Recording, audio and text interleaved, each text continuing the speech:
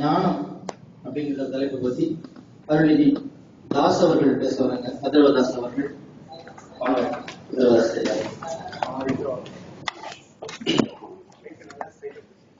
மைக்கே இல்லாம பேசலான்னு பாருங்க.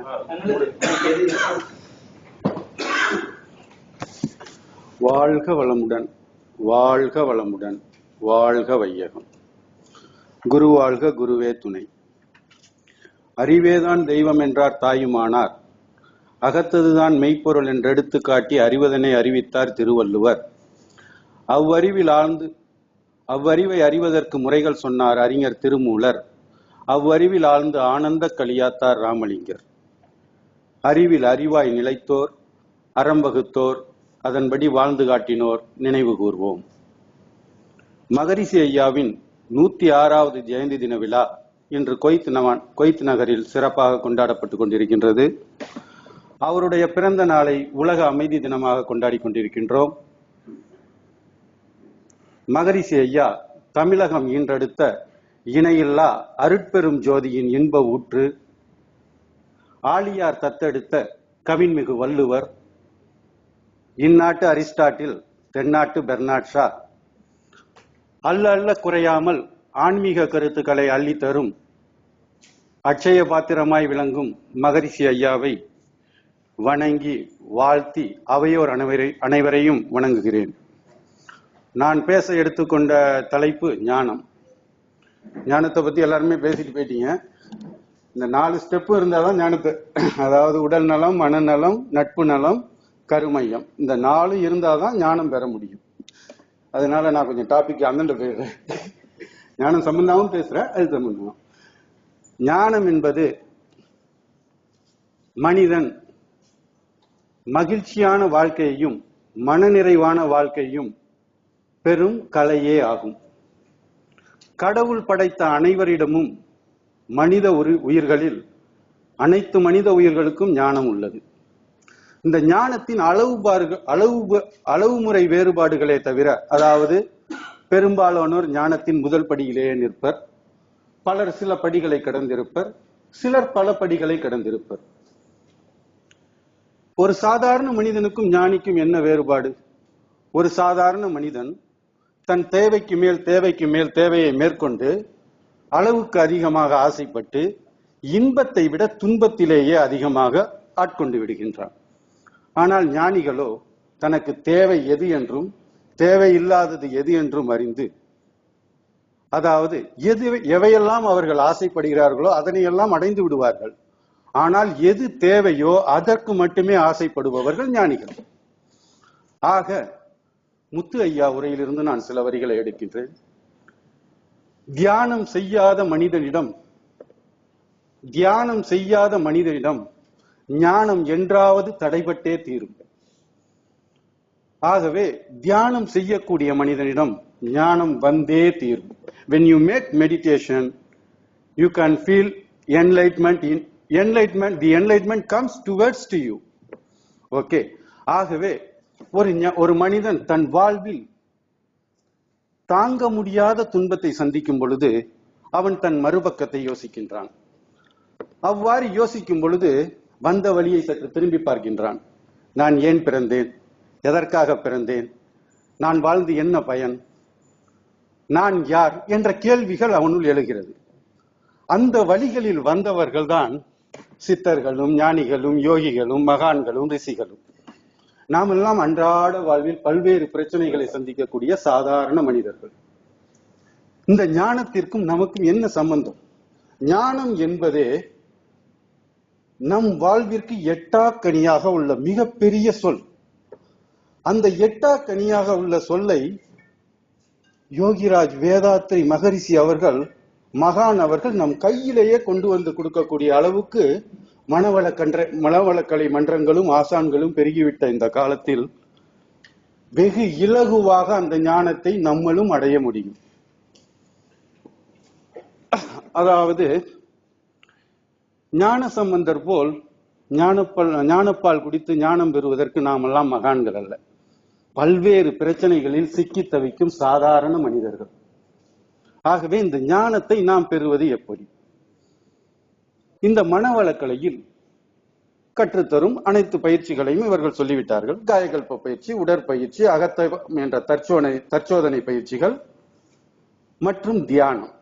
இந்த பயிற்சிகளை தினமும் செய்து வர நம் உடலிலும் மனதிலும் சிறு சிறு மாற்றங்கள் ஏற்பட்டு கொண்டே இருக்கும். பிறகு தியானத்தில் அமர்ந்து தியானம் செய்ய வேண்டும். ஆனால் தியானத்தை நாம் முழுமையாக செய்ய முடியாது.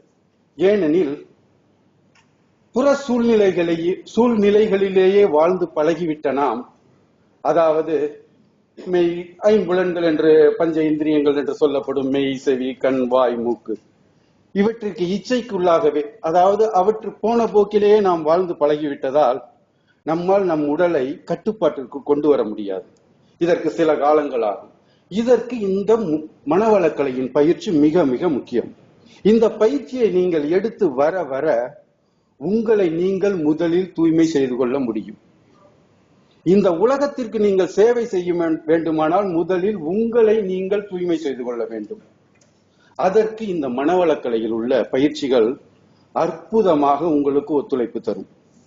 நீங்கள் இந்த தியானத்தை இறையாற்றலுடன் கூடிய தியானம், அதாவது தியானம் என்பது நாம் அமர்ந்து வெறுமனே அமர்ந்து மூச்சு காற்றையோ சுவாச காற்றையோ கவனிப்பதில்லை. இறையாற்றலுடன் கூடிய தியானம் செய்ய செய்ய உங்கள் மனதில் அன்பு பெருகி ஓங்கும். இதை உங்களால் பயிற்சி செய்ய செய்ய உணர முடியும். அதன் பிறகு நம் சுற்றுப்புற சூழ்நிலை, நம் குடும்பம், முதலில் உங்களை தூய்மை செய்த பிறகு உங்கள் குடும்பம், குடும்ப அங்கத்தினர், அவர்களிடம் இனிமையாக பேசுவது, மகிழ்ச்சியாக பேசுவது, மனநிறைவோடு பேசுவது, உண்மையாக பேசுவது, உரிமையோடு பேசுவது என்ற எண்ணங்கள் தானாக எழும், இயற்கையாக வரும். நான் என் அனுபவத்தையும் பெற்ற அனுபவத்தையும் கற்றதையும் சேர்த்துதான் உங்களுக்கு சொல்லிக் கொண்டிருக்கின்றேன். ஓகே, இந்த பயிற்சியில் நீங்கள் இப்ப ஞானத்தின் அடுத்த நிலையை அடைந்து கொண்டிருக்கிறீர்கள். ஓகே, இப்ப குடும்பத்துடன் நீங்கள் பேசும் பொழுது, மகிழ்ச்சியாக பேசும் பொழுது உங்கள் அகமும் தூய்மையாகி விடுகிறது, புறமும் தூய்மையாகி விடுகிறது. தியானம் செய்ய சற்று இயலும், முழுமையாக செய்துவிட முடியாது. ஏனெனில் இந்த சூழ்நிலையில் எந்த ஒரு மனிதனும் தன்னை சுற்றியுள்ள மனிதர்கள் தனக்கு மாறுபாடாகவோ தன் எண்ணங்களுக்கு வேறுபாடாகவோ செயல்படும் பொழுது முதலில் சினம் வரும். சினம் எழுந்த பிறகு அவர்களை நாம் வெறுக்க தோன்றும். இந்த வெறுப்பு பகைமையாகும். பகைமை எதிரியாவான், எதிரி துரோகியாவான். இதுதான் இன்றைய காலகட்டங்களில் நடந்து கொண்டிருக்கின்ற மிகச் சூழல். இதை எப்படி நாம் சரி செய்வது? இதற்கும் யோகிராஜ் வேதாத்ரி மகரிஷி அவர்கள் வழி சொல்கிறார். அதாவது 2 வரிகளில் சொல்கிறார். குற்றவாளி பாவி என்று யாரும் இல்லை உலகிலே, குறைகளுக்கு காரணமோ பழைய சமுதாயமே. குற்றவாளி பாவி என்று யாரும் இல்லை உலகிலே, குறைகளுக்கு காரணமோ பழைய சமுதாயமே அப்படின்னு சொல்றாரு. ஓகே, அது முடிச்சு தியான முடிவுல அவர் 2 வரிகள் சொல்றாரு. வாழ்த்து சொல்றாரு. வாழ்த்து கொடுத்துக்கிட்டே வரும் பொழுது, இன்னல் புரிவோர் எதிரிகளாய் நினைப்போர் அவரும் மனம் திரிந்து நல்வாழ்வு வாழ வாழ்த்துவோம் என்று சொல்றாரு. அதாவது நம்ம எதிரிய மன்னிப்போம், இல்லைன்னா தண்டிப்போம், கண்டிப்போம், இல்ல மறக்க சொல்லுவோம், அவ்வளவுதான் செய்ய முடியும். அதையும் தாண்டி இந்த 2 வரிகள் அவர் சொன்னது, தெரிந்தோ தெரியாமலோ இன்னல் புரிவோர் எதிரிகளாய் நினைப்போர் அவரும் மனம் திரிந்து நல்வாழ்வு வாழ வாழ்த்துவோம் அப்படிங்கிறாரு. எப்படிங்க மனசு வருது அவருக்கு? அந்த 2 வரிகள் தான் அந்த வாழ்க வளமுடன்ல இணைந்ததுக்கான முக்கியமான காரணம். என்ன இந்த 2 வரிகள் என்ன கவர்ந்த வரிகள் உண்மையிலே. ஓகே, இப்ப அகமும் சுத்தமாயிடுச்சு, புறமும் சுத்தமாயிடுச்சு, நமக்கு எதிரியும் கிடையாது. இப்படி வாழ்த்த பகைவனை அவனும் நம் நண்பனாவான் அப்படிங்கிறது தான் அதோட உட்கருத்து. ஓகே, இப்படி நம்ம உள்புறமும் அகமும் புறமும் சுத்தமான பிறகு எந்த இடத்துல வேணாலும் உட்காந்து நம்ம தியானம் செய்யலாம், எந்த டைம்ல வேணாலும் உட்காந்து ஃப்ரீயா தவம் செய்யலாம். ஓகே, இப்ப நீங்க தவம் செய்யும் பொழுது இறையாற்றல் முழுமையாக உங்களிடம் சேரும். இப்பொழுது ஞானத்தின் அடுத்த நிலையை நீங்கள் அடைந்து விட்டீர்கள். அடுத்து நீங்கள் கற்றது, கேட்டது, உணர்ந்தது, தெளிந்தது நல்ல நல்ல விஷயங்களை உங்கள் ஆசான் உங்களுக்கு எப்படி சொல்லிக் கொடுத்தாரோ அதுபோல் நீங்களும் மற்றவர்களுக்கு சொல்லிக் கொடுத்து அவர்களையும் தரத்தை மேலே உயர்த்துவது நீங்கள் ஞானத்தின் அடுத்த நிலையை அடைந்து விட்டீர்கள் என்று பொருள்.